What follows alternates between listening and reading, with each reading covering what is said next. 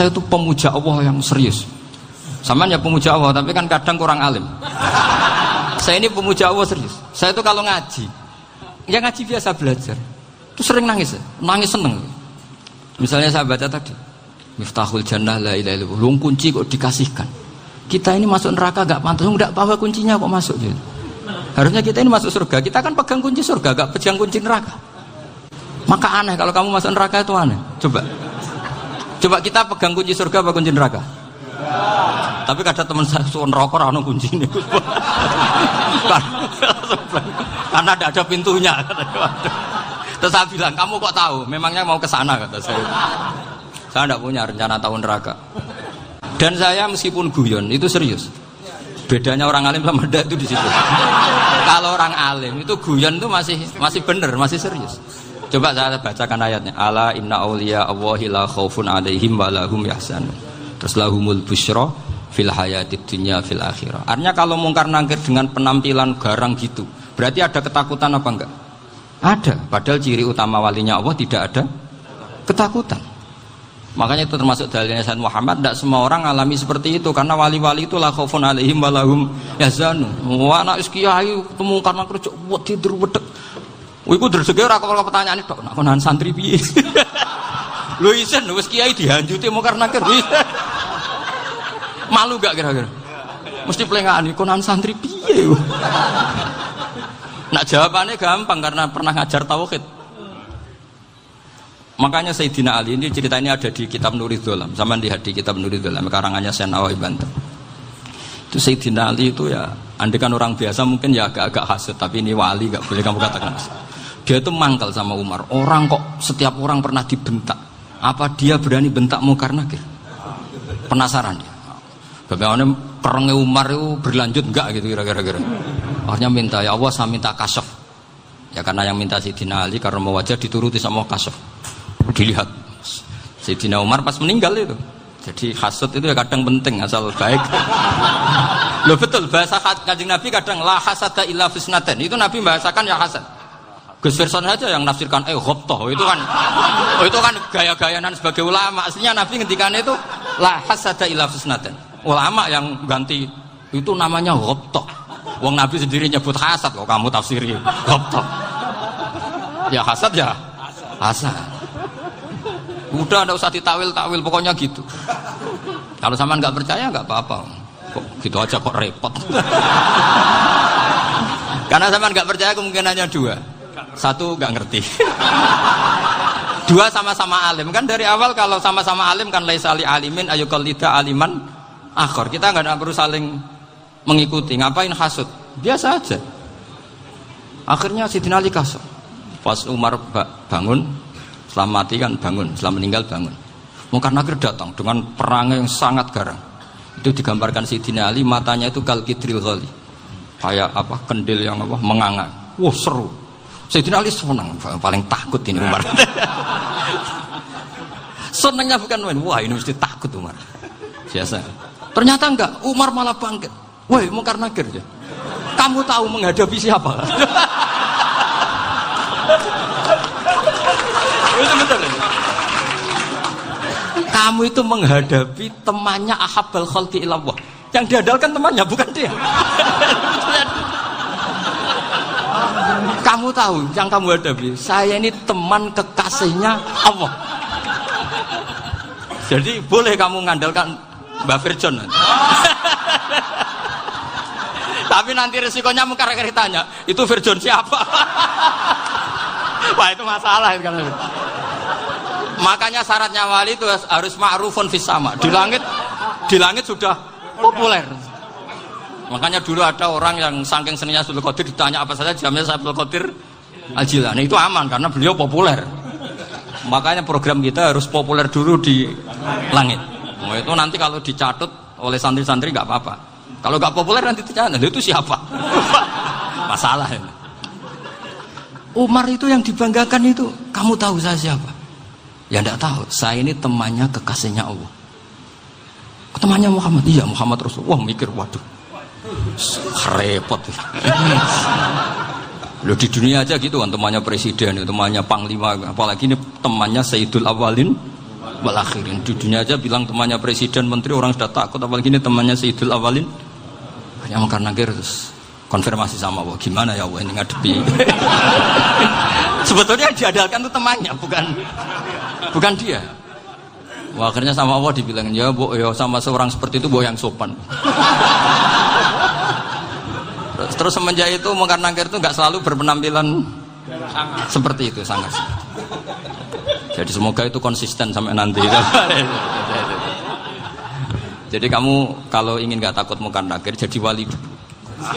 Karena syaratnya tadi hanya wali sing la khaufun alaihim walahum yahzanun lahumul busyra fil hayatid dunya fil akhirah. Jadi orang itu kalau ngaji itu harus khatam. Jangan semuanya kena pertanyaan. Dan kalau semuanya kena pertanyaan nanti repot. Kalau Nabi Muhammad ditanya waman Nabi juga. Nabimu siapa? Lu kan terus jadi aneh. Jadi makanya ngendikane Sayyid Muhammad semua ulama lah, enggak ada am kecuali ditaksis. Kecuali sifatnya Allah. Misalnya bikulli syai'in alim ya benar-benar bikulli syai'in. Tapi kalau am semuanya pasti ada taksis. Meskipun dalam muhawarah muhadasah biasa. Misalnya contoh gampang, istri kamu baru seneng kamu, Mas nak pengen apa-apa itu lapor aku, gak apa-apa Mas, mesti aku seneng gak sama lapor. Iku dia aku pengen wayo. Wah langsung jadi apa wae. Mesti apa wae maksudnya kecuali itu gitu. Padahal kalau ngomong, Mas sampean ingin apa saja tak dukung. Sampean bilang, kepengin iku wayo. Kira-kira disetujui apa enggak? Sama seperti kita kalau punya teman akrab, wes nang omahku gak apa-apa, anggap ya omahmu dewe. Terus mlebu-mlebu kamar. Jadi tidak ada am kecuali ditaksis. Artinya kalau ada cerita bahwa orang mati pasti ngalami ditanya mungkar nakir, itu pasti ada am yang ditaksis. Itu pasti tidak dialami para anbiya, para auliya. Karena ciri utama wali itu la khaufun alaihim walahum yahzanun. Kemudian saya yang mau cerita ya, supaya sampean bisa menghadapi dunia global ini, tak bawa tafsir Munir termasuk tadi. Ini saya baca ini karangannya Syekh Nawawi, karena tadi kata Mbah Firjon ngaji itu harus sama orang yang bersanad. Saya ini kalah sama beliau itu berkali-kali. Secara nasab saya harus manggil Mbah. Secara silsilah ilmu saya juga kalah lagi. Saya sering disewani sama cucu-cucu Syekhona Khalil. Kiai Siddiq itu termasuk murid dekat beliau Syekhona Khalil. Kalau itu berarti kan Gus Wirjon, Ahmad, terus Mbah Siddiq. Mbah Siddiq ngaji Syekhona Khalil. Syekhona Khalil itu pernah ngaji langsung sama Sayyid Zaini Tahlan. Berarti beliau dari Sayyid Zaini Tahlan itu baru generasi kelima. Sementara saya itu sudah ke-7 atau ke-6. Saya, Mbah Mun, Mbah Karim misalnya, Mbah Hashim, Mbah Mahfud Termas, Sayyid Abi Bakar Sato yang arangnya Anatul Tolibin, baru Sayyid Zaini Tahlan. Berarti saya ke-7, kalah lagi. Tapi untuk jadi wali biasanya cepat saya. Karena syaratnya jadi mbah itu ngalah demi putu. Jadi kalau beliau ngotot, saya dulu Gusti, saya mbahnya. Wah itu mbah yang nggak baik. Pasti jatahnya dikasihkan apa? Cucunya dulu. Makanya Abdul Muthalib itu orang yang dapat wangsit, tapi yang jadi nabi itu cucunya. Jadi dalil saya banyak. Sebenarnya Abdul Muthalib itu sudah sering dapat wangsit. Karena saya bahasakan wahyu, Nabi yang protes, enggak Nabi kok dapat wahyu. Tapi sebetulnya Abdul Muthalib itu masyhur. Kalimat-kalimatnya menunjukkan bahwa beliau itu sudah dapat wahyu kalau nanti cucunya itu jadi apa? Nabi. Makanya senangnya bukan main Abdul Muthalib sama Rasulullah. Putu seneng, mbah seneng putu. Jadi mungkin, jadi sampean enggak usah protes loh. Yang jadi wali kok cucunya. Loh, betul. Dulu Mbah Hamid Pasuruan itu kalau Mbah Ahmad Siddiq ke sana, Mbah Hamid Pasuruan kalau manggil Mbah Ahmad Siddiq itu paman. Tapi pamannya minta ijazah ke ponakan. Apa ya gara-gara itu memang. Kalau itu masih berlaku, apa? Ngalah tadi. Kayaknya masih apa? Hawane masih. Hawane masih. Karena melihat tren-tren langit masih gitu kayaknya masih. Masih itu. Ya. Tapi mbahnya tetap dapat jatah, tenang saja nanti. Tapi memang sebaiknya mbah itu legowo. Rasulullah Muhammad SAW itu terkenal min dzurriyyati Ibrahim. Tapi kata Rasulullah, ana dakwatu Ibrahim wa bisyaratu Isa. Aku nganti ngene iki barokah dongane Nabi siapa?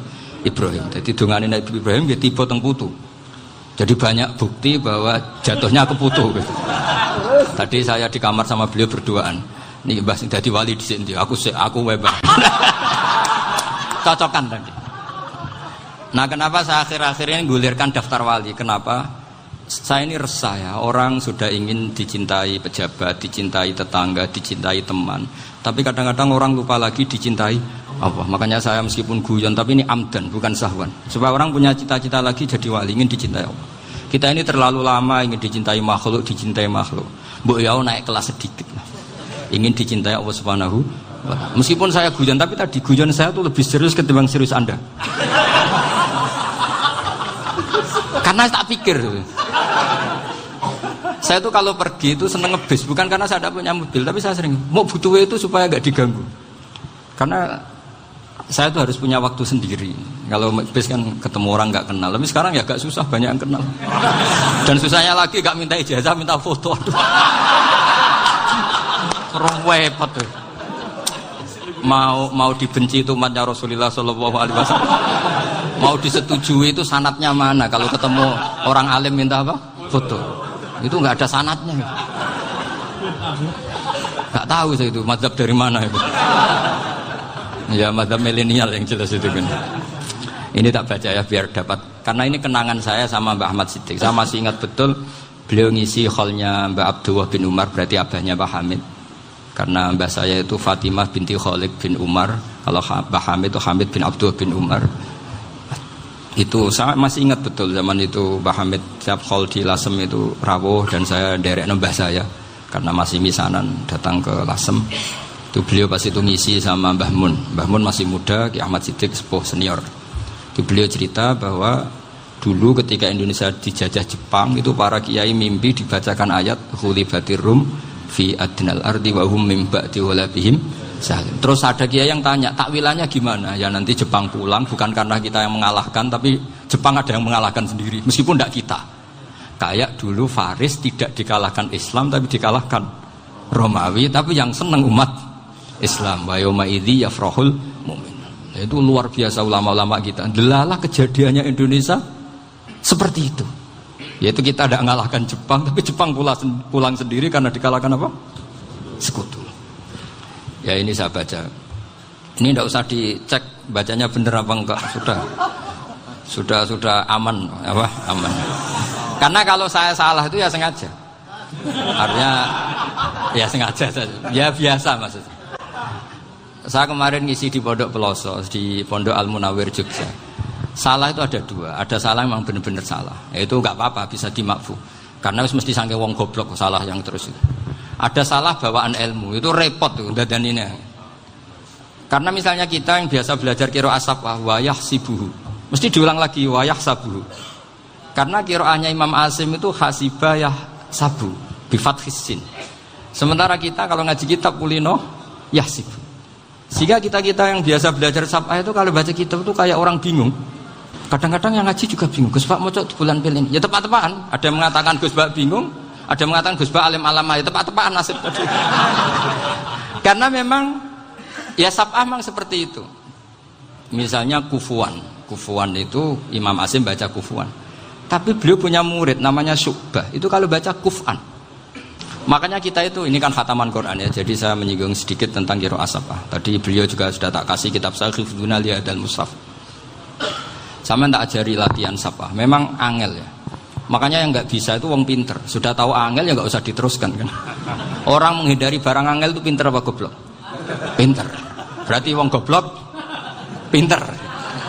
Saya tuh makanya sama orang goblok tuh respect. Jadi orang alim tuh angel apa gampang? Angel. Menghindari barang angel pinter apa goblok? Loh, orang menghindari barang angel pinter apa goblok? Pinter. Berarti wong goblok pinter. Jadi saya sama orang-orang goblok itu respect. Sudah tahu jadi orang alim angel ya barang angel ya harus dihindari. Makanya saya ini insya Allah umatnya Nabi yang termasuk yang terbaik. Amin. Karena mencintai umatnya Nabi termasuk yang goblok. Itu tidak gampang itu. Karena tadi sudah tahu ya. Seperti itu loh orang naik Panjat Pinang itu yang naik karena ingin hadiah. Yang nonton sudah tahu wah licin kok dinaikin mau keplodok ya. Tapi orang sepakat yang nonton juga pinter karena sudah tahu ribet kok Tuku ning pasar rak kena lha apa menek. Sama sampean juga gitu. Ngalim tafsir angel, ngalim fikih angel. Nek karek ngaji ngrekam kan gampang. Itu pintar apa goblok? Pintar. Iya. Makanya kula niku mbok burohno ngono tok. Saya tadi dinasihati Mbak Firjon, muga-muga hati saya selamat. Saya itu meskipun kata orang banyak, muhibbin saya banyak, tapi saya insya Allah tidak riya. Saya itu pakai kitab namanya Tasbidul Fuad, itu karangannya Said Abdul Haddad. Ketika beliau punya muhibbin banyak ditanya, bagaimana ya Habib Anda menjaga hati Anda? Jamnya Said Abdul Haddad itu unik. Innama azzamu Allah. Mereka itu sebenarnya menghormati Allah, cuma butuh sarana, dan itu saya. Jadi saya tahu sampean semua itu mencintai Quran, mencintai sunnah Rasul, mencintai hadis-hadis Rasul. Cuma sampean kan karena nggak paham, terus manfaatkan saya. Jadi sebenarnya saya ini korban. Korban. Jadi saya mau riak gimana? Korban kok mau. Bangganya di mana tuh?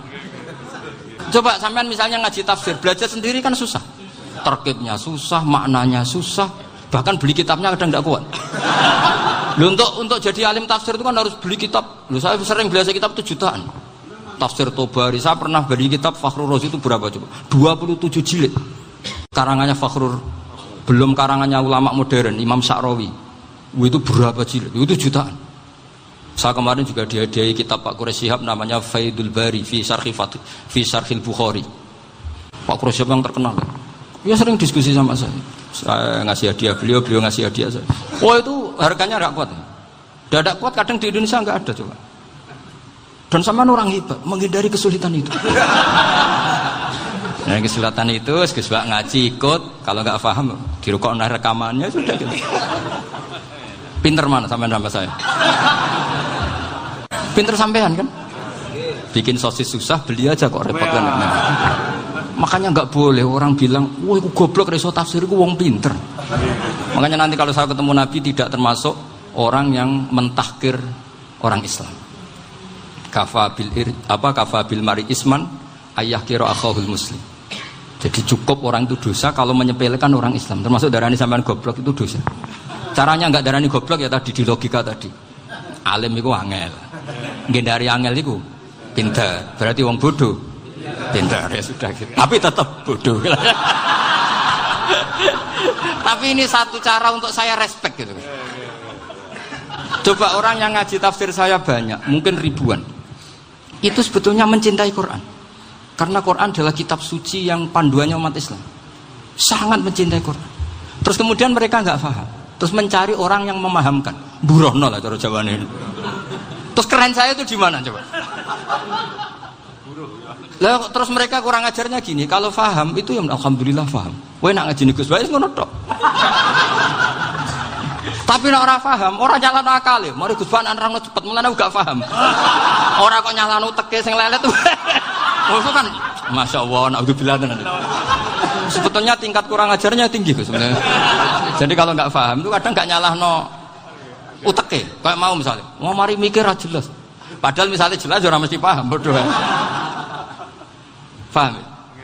Jadi kata Said Abdul Haddad, innama azzamu Allah. Sebenarnya mereka itu sangat menghormati Allah. Makanya kita nggak perlu mengatakan wasilah itu kafir, nggak akan. Karena orang tawasul sama Rasulullah itu ingin dapat ridhonya Allah lewat orang yang dicintai Allah. Kita mencintai wali sebenarnya, wah itu kekasih Allah. Kita mencintai itu karena mencintai Allah. Sama seperti gini. Kamu mencintai kangkung apa enggak? Sebenarnya sama sekali enggak. Tapi kamu ingin sehat, ada asupan gizi. Kamu ingin tubuh kamu sehat, butuh asupan gizi. Kemudian kamu makan kangkung. Apa terus kamu cinta kangkung kan enggak? Cinta kesehatan kamu sama. Orang yang mencintai saya sebenarnya ingin kepuasan rohani. Saya kan termasuk kiai yang torekonya gampang. Ini swarga, kan akhirnya penggemarnya banyak. Coba kalau kamu neraka. Jadi sebetulnya Anda mencintai kepuasan Anda sendiri. Nah, saya ini korban. Makanya untuk masuk surga cepat saya, korban itu cepat. Da'watul mazlum la turaddu kan gitu. Laisa bainahu wa bainallah hijab. Jadi saya kalau donga langsung seret langit. Karena mazlum. Saya sinau tafsir itu Pak, sampean bayangkan ada tafsir itu sudah 27 jilid. Sing ngarang Fakhrur Razi itu buletnya bukan main. Karena dia ahli filsafat. Buletnya masyaallah.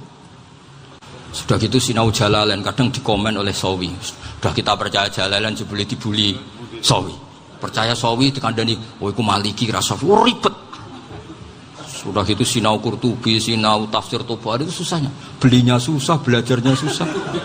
Padahal saya punya keluarga, punya istri, punya anak. Bayangkan kalau istri saya rewel, kayak istri sampai. Wah itu, tapi alhamdulillah enggak. Sama sekali enggak.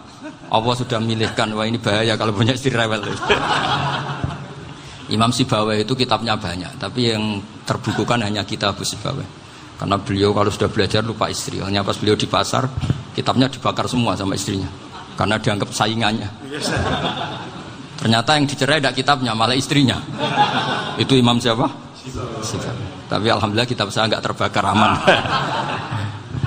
Saya teruskan ya. Jadi untuk menjaga riya dilatih innama azzamu Allah. Sebenarnya mereka itu menghormati Allah. Sehingga wasail-wasail itu sebenarnya nggak pernah jadi subjek pelaku utama, enggak. Tetap Allah. Sebab itu kata Sayyid Muhammad, kamu kok mengatakan wasilah itu kafir itu gimana? Ketika innallaha qad ba'atsa lakum taluta malika. Talut itu ya manusia. PD-nya itu apa? Inna ayata mulkihi ayyatiyakumut tabut fihi sakinatum mir rabbikum wa baqiyatum mimma taraka alu Musa wa alu Haruna tahmiluhul malaika. Jadi beliau PD itu kalau bawa sunduk semacam peti sakti, sing di situ ada baqiyatum mimma taraka alu Musa wa alu Haruna tahmiluhul malaika. Ya kayak semacam jimat. Tapi saya bukan mensyariatkan jimat enggak, karena nanti banyak penjual yang pembohong juga gitu loh. Cuma cerita, kamu tidak usah mengatakan kafir. Dulu Talut PD-nya kalau bawa sunduk semacam peti kesaktian yang di situ ada baqiyatum mimma taraka alu Musa wa alu Haruna tahmiluhul malaika. Sehingga Khalid bin Walid meskipun beliau sahabat dan menyaksikan wajah Rasulullah SAW, itu bawa sya'aratun min sya'aratihi Rasulullah SAW, bawa rambutnya Nabi. Perang kemana-mana itu diletakkan di pecinya. Nanti sama tanya lagi, masa pakai peci Khalid bin Walid ini? Wah panjang, sampai itu repot. Sampai tak warai ngaji usul fikih. Usul fikih itu kalau ngaji itu ada istilah tangkihul manat. Ini mesti ini wilayah yang kita bisa berdebat sama Mbah Firjon. Dulu itu musuh saya karena saya makili Anwar, beliau makili Peloso. Tapi tahu-tahu kalah tua terus saya mengundurkan diri. Di fikih itu ada istilah, ada tangkihul manat, ada tahqiqul manat, ada tangkihul manat. Tangkih itu kira-kira gini, lafadz hadis itu dibuang sekian untuk tahu bahwa itu madarul hukmi. Misalnya gini, tak beri contoh paling gampang. Sama harus paham, kalau nggak paham nggak pinter-pinter. Ja'a a'rabiyun ila Rasulillah sallallahu alaihi wasallam. Ya karena ini menghormati Mbah Ahmad Siddiq, saya orang alim, jadi ngaji ini tetap ada suasana alim. Ya harus ada suasana alim. Nggak perlu jadi orang alim tadi, susah. Sudah ngedari susah itu pintar. Sudah itu aja. Jadi orang alim susah, ngedari barang susah pintar. Berarti orang tidak alim pintar. Nah, meskipun tetap sudah itu pegangi sampai mati nanti. Loh, jadi orang alim itu repot. Itu kata Imam Ghazali, kalau orang alim kalau mau masuk surga itu sama Allah nggak boleh. Kif, kamu nggak boleh langsung masuk surga. Coba cari umat kamu, syafaati dulu. Nah, saya takut nyari sampean tidak bisa kembali. Saya tidak punya rencana itu. Pokoknya mau masuk. Golek sampean kuaduan. Aduan balik raroh dewe, wah repot nanti saya. Berat jadi orang alim itu berat. Ya saya teruskan ya. Ada tangkihul manat. Ja'a a'rabiyun ila Rasulillah sallallahu alaihi wasallam. Faqala ahlaktu wa ma ahlakaka qal waqatu imraati fi nahari Ramadan. Ya sidang kita, saya ini rusak ya Rasulullah. Kenapa? Karena saya menjima istri saya fi nahari Ramadan. Terus kata Nabi, kamu harus bayar kafarah. Napa Nabi kafarah? Puasa 2 bulan. Wong baru 1 hari aja terjadi gitu kok disuruh puasa 2 bulan. Ya tidak kuat ya Rasulullah. Baru berapa hari saya puasa aja kecelakaan seperti itu. Apalagi kalau sampai 2 bulan. Tidak ya Rasulullah. Ya sudah kalau gitu kamu pertama ngasih makan apa? Itqu raqabah kan, pertama merdekakan budak. Tapi kan sekarang nggak ada budak makanya. Terus sekarang langsung puasa. Wah ini nggak bisa semua. Ya sudah ngasih makan orang 60. Kasihkan siapa ya Rasul? Ya orang fakir. Saya ini paling fakir. Di kampung saya ini orang paling fakir. Jadi mulai dulu orang fakir itu hubungan suami istri itu paling lancar. Mulai dulu. Makanya orang fakir itu anaknya banyak. Karena hiburannya hanya itu. Wong Ramadan aja. Coba mau ke ATM nggak punya uang, mau antri di bank nggak punya, mau apa coba? Itu mulai dulu. Ini sanadnya mutasil. Wah, akhirnya sudah sanksinya kan tadi ya idku raqabah atau puasa 2 bulan berturut-turut atau ngasih makan 60 orang miskin. Lalu kata ahli usul fikih, kata Arabi dibuang, nggak menjadi catatan hukum. Orang kota pun kalau melakukan itu juga kena sanksi yang sama. Imro'atau juga dibuang. Andai kan itu dilakukan untuk amatnya juga ketentuannya sama. Nah sekarang perdebatan antara Imam Syafi'i dan Imam Malik begini. Sekarang pertanyaan gini, jima istri itu hukumnya boleh apa haram? Boleh kan? Lalu kalau ada orang tanpa udzur kemudian makan siang-siang, cara Imam Malik hukumnya sama, harus kena sanksi yang sama. Karena sama-sama hadku hurmati Ramadan bighairi uzrin syar'iyyin. Sama-sama merusak hukum Ramadan tanpa udzur syar'. Lu jima itu tidak zina. Kan hukumnya jaiz. Nah, sekarang makan hukumnya jaiz, harusnya juga kena ketentuan yang sama. Cara pikirannya Imam Malik. Nah, alhamdulillah Imam Syafi'i gak setuju. Wah, cara setuju repot. Bahkan orang-orang Syafi'i sudah punya khilaf, kalau gitu minum dulu. Iya, biar gak kena. Iya, biar iftarnya pakai minum. Setelah minum baru jima kan. Ya. Ini sudah menyiapkan khilafnya. Ini khas Syafi'i ini, bongsong rekayasa hukum. Nanti bisa belajar jauh cara ngakali hukum. Makanya guyonan yang masyhur Gus Dur itu gitu. Ada seorang kiai atau Gus lah, ya punya salah, namanya manusia kan punya salah, entah cangkruk entah apa, pokoknya punya salah. Ada wartawan yang ngiranya semua kiai itu orang suci, sehingga tanya sama Gus Dur, Gus itu ada kiai kok, ya pokoknya salah lah. Tapi jangan bayangkan dosa besar, enggak, kecil-kecil aja. Itu gimana itu? Padahal kiai kan orang suci. Jawabnya Gus Dur lucu. Ya justru yang boleh salah itu para kiai. Kalau kamu nggak boleh. Loh, kok bisa Gus? Karena mereka tahu caranya tobat. Repot. Kalau kamu nggak tahu caranya, sama pelanggaran hukum itu ya harus pakar-pakar hukum. Ya. Itu yang tahu caranya rekayasa. Kalau kamu ya kena pasal kan. Ya. Jadi kamu jangan niru saya ini punya sekian cara untuk nah, itu namanya khilaf. Makanya kata Sayyid Muhammad, kamu tidak usah anti khilaf, karena Abu Hanifah itu membolehkan khilaf, kitabul khiyal. Yang penting kamu soleh dulu, setelah soleh nanti Allah maklumi. Soleh dulu, syaratnya soleh dulu. Kalau tidak soleh jangan. Contohnya gini, ada orang mau puasa lemes sekali, mau makan, gampang. Kalau langsung makan kan kayak hadku hormati Ramadan biwari udrin syar'iyyin. Aku langsung mau jembera sowan Mbah Firjo. Sudah status saya apa? Musafir. Nah, sudah berangkat aja sampai Tuban makan. Nanti kalau nggak jadi ya nggak apa-apa sudah. Kan mulai pergi sudah musafir. Saya tidak tahu nanti malaikat tertarik gebuki nggak tahu. Tapi itu ada khilafnya. Asal soleh. Karena kata Sayyid Muhammad dan semua kitab mengatakan itu. Kalau sama nggak tahu ya kebablasan. Nabi Ayub, yang nabi yang terkenal Gudiken itu siapa? Ayub ya. Nah, itu yang Israiliyatnya kan seru lah. Gudiken dikukur bek kreweng itu terlalu lah kalau itu. Untuk kreweng konti, ning Arab ora ono kreweng itu sudah masalah itu. Singkat cerita, Nabi Ayub ketika diasingkan kaumnya itu kan nggak punya sumber makanan. Lah orang lelaki itu mulai dulu egois. Istrinya Nabi Ayub itu cantik sekali. Udah cantik, rambutnya bagus. Makanya kamu nggak usah tanya kenapa istrinya kayak banyak yang cantik. Ya, nah warasatul anbiya, nggak boleh gitu. Kalau nggak cantik ya warasatul anbiya dari segi balak. Istrinya Nabi itu semuanya cantik. Nggak usah tanya sebabnya apa, pokoknya gitu, semuanya cantik.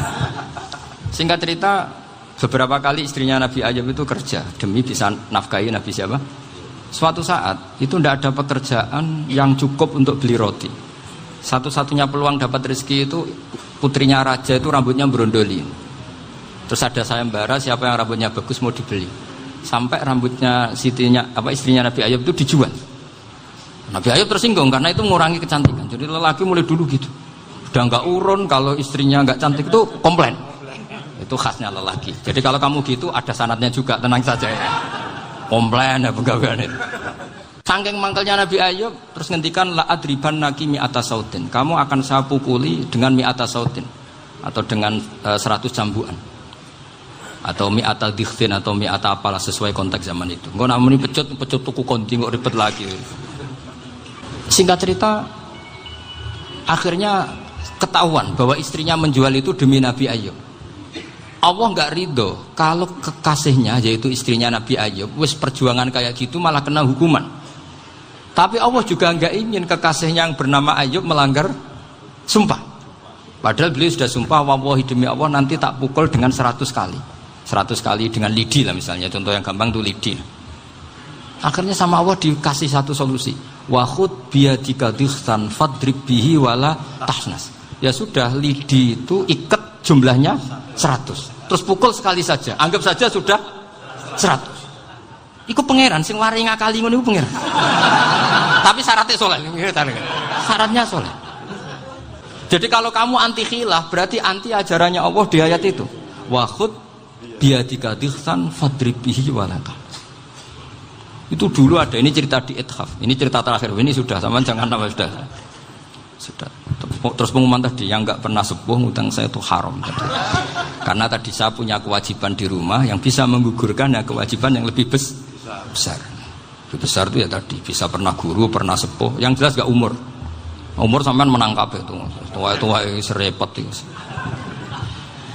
Ada raja itu ganteng kaya, senengannya nikah perawan cantik. Itu semua kampung mesti kenal. Mungkin digilir atau gimana pokoknya. Suatu saat ada pemuda suka sama perempuan yang di kampungnya, cantik sekali. Kemudian pemuda ini ternyata pekerja di kerajaan itu. Tiap hari ditanya, oh itu yang di kamu yang cantik siapa? Mau saya nikahin gini. Wah bahaya ini, saingannya raja. Jadi yang dibidik pemuda tadi itu saingannya.